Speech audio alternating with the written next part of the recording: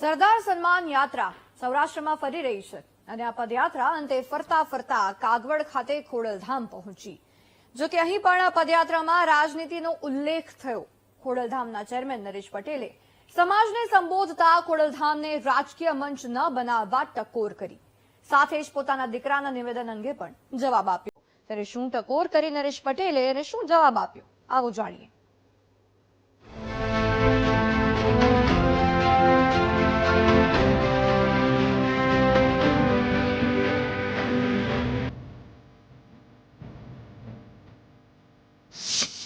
ખોડલધામ ધાર્મિક લાગણીનું મંચ. ખોડલધામને રાજનીતિ માટેનું મંચ નથી.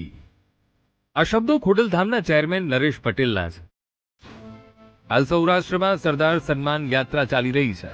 આ પદયાત્રા દરેક શહેર અને ગામે ગામ ફરી રહી છે. અંતે પદયાત્રા કાગવડ ખાતે પહોંચી. ખોડલધામ ખાતે પહોંચેલી યાત્રાનું હજારોની સંખ્યામાં લોકોએ સ્વાગત કર્યું. જો કે અહીં ખોડલધામના ચેરમેન નરેશ પટેલના તેવર કંઈક બદલાયેલા રહ્યા.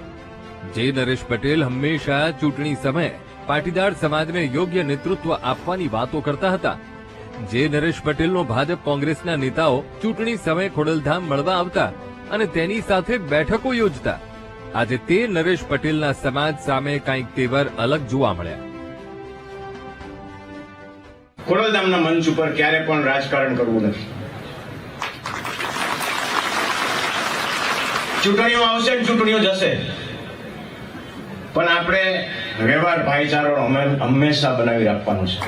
અને બહેનોને પણ હંમેશા જે ભાઈચારો આપણો છે, ચૂંટણી પતી જાય, જે જીતી ગયો ને વંદન કરી અભિનંદન કરીને પાછા હતા એવા જવા અને લોકો કરે છે. આપણામાં થોડીક ક્યાં પૂનક છે.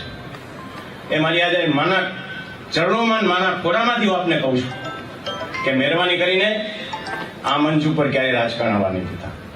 આજે બહુ પવિત્ર દિવસ છે એટલે આપની સમક્ષ મૂકું છું. કેટલી સાચી વાત આપને લાગે અમને ખબર નથી, પણ એક સામાજિક આવડું મોટું સંગઠન જયારે થયું હોય, આવડું મોટું પરિસર બન્યું હોય, અને આપ સૌએ જે પરિસરના સંગઠનના વખાણ કર્યા એ પ્રમાણે વિશ્વમાં રહેતા લેવા પટેલ સમાજે જેને નોંધ લીધી છે કે અમેરિકામાં રહેતો આપણો ભાઈ કે બેન એમ કહે છે કે અમારું ખોડલધામ ત્યાં છે.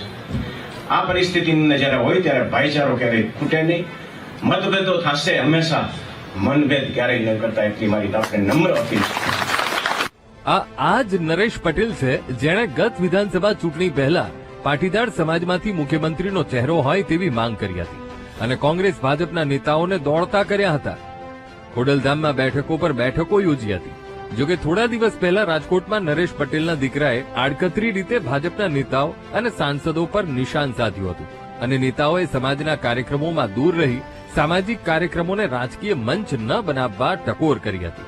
જ્યારે આ વિશે નરેશ પટેલને પૂછવામાં આવ્યું તો તેણે પોતપોતાના નિવેદન માટે દરેક વ્યક્તિને છૂટ હોવાની વાત કરી. યાત્રા એક સામાજિક યાત્રા છે, સરદાર સાહેબને યાદ કરવાની યાત્રા છે. પોતપોતાનો ઇન્ટરેસ્ટ હોય છે રાજકીય માણસોનો, કે તો એમની રીતના સપોર્ટ લેતા હોય છે, અથવા રાજકીય રીતના જો કોઈ ઇન્વોલ્વ થતું હોય તો એમનો અર્થ છે. એને સમાજને આપણે ભેરા ન જોડીએ સારી વસ્તુ. પોતપોતાના નિવેદન સૌ કરતા હોય છે.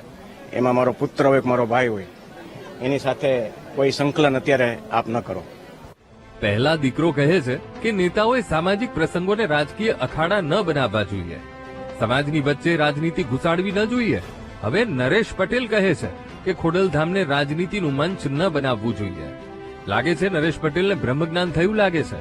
ક્યારે તો આવી વાતો કરે છે, પરંતુ સામાજિક પ્રસંગોમાં રાજનીતિની વાતો કોણ કરે છે અને કોણ સામાજિક સંસ્થાઓને રાજકીય મંચ બનાવી રહ્યું છે તે હવે સમાજે વિચારવાનું રહેશે. ધ્રુવ મારું, વીટીવી ન્યૂઝ, કાગવાડ.